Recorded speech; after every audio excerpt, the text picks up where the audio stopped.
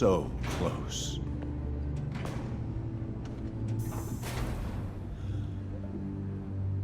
But I'll keep trying. I will find a cure. I will. I love you, son. It's only May, but the year has been crazy for almost every publisher. Microsoft started with some hope and delivered the excellent Hi-Fi Rush, before fumbling with Redfall. Square Enix baffled everyone with Forspoken while simultaneously releasing one of its best titles in years with the mystery horror Paranormal Site. Aside from the promising to fight anyone and everyone hindering their acquisition by Microsoft, Activision has been quiet. But Blizzard Entertainment is also delivering with Overwatch 2, Capcom is having an incredible run, bringing Monster Hunter Rise and Sunbreak to PlayStation and Xbox. Of course, no one can forget Nintendo and The Legend of Zelda Tears of the Kingdom, which is already the highest rated game of the year. It's already outsold Breath of the Wild's launch week's physical number by 2.7 times in the UK. However, there's one publisher conspicuous by their absence, at least in terms of first-party console releases. PlayStation has belted out hits left and right after releasing the PS5 in November of 2020. Horizon Forbidden West, God of War Ragnarok, Returnal, Marvel's Spider-Man, Miles Morales, Gran Turismo 7, and The Last of Us Part 1 are just some of those titles. Yet, 2023 has already been bereft of big releases so far. Horizon Forbidden West Burning Shores was pretty good, but it's still an expansion and a stopgap before the inevitable sequel. Final Fantasy XVI is releasing in June, and while it looks fantastic, it's developed by Square Enix. What about Sony's first-party offerings? What are its plans for the future?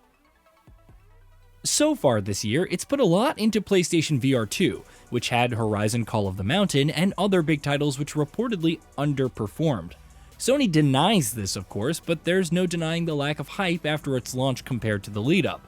As such, there are undoubtedly several more PS5 consoles out there. Over 38.4 million shipped as of March 31st.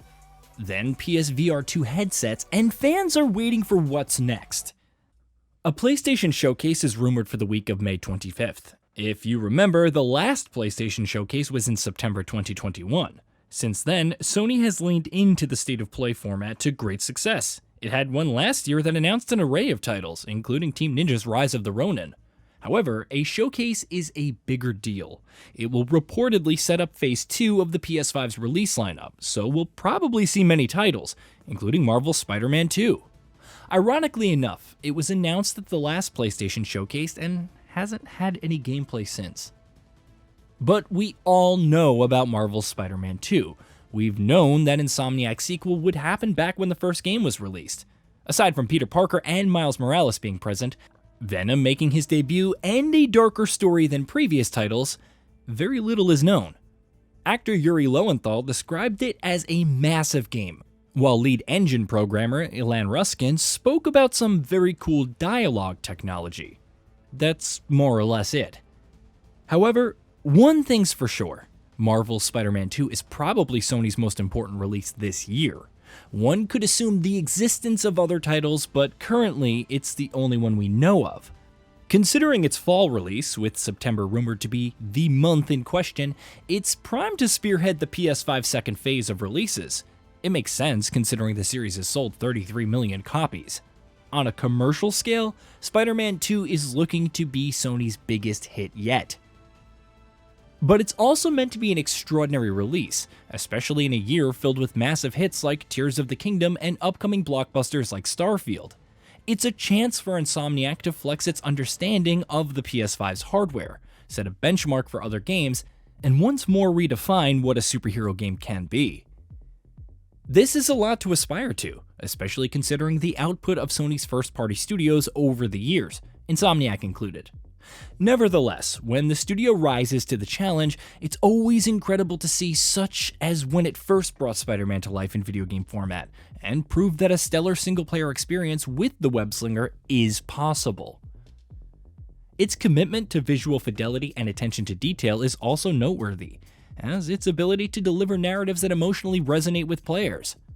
If nothing else, the amount of work it put into the web slinging to make you feel like Spider-Man, yeah, it's a cliche but also true, is still worth praising to this day. Of course, this is without knowing about the narrative or how the gameplay, including the web slinging, has changed.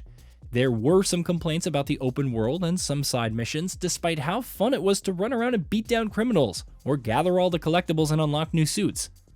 How does Marvel's Spider-Man 2 improve on that?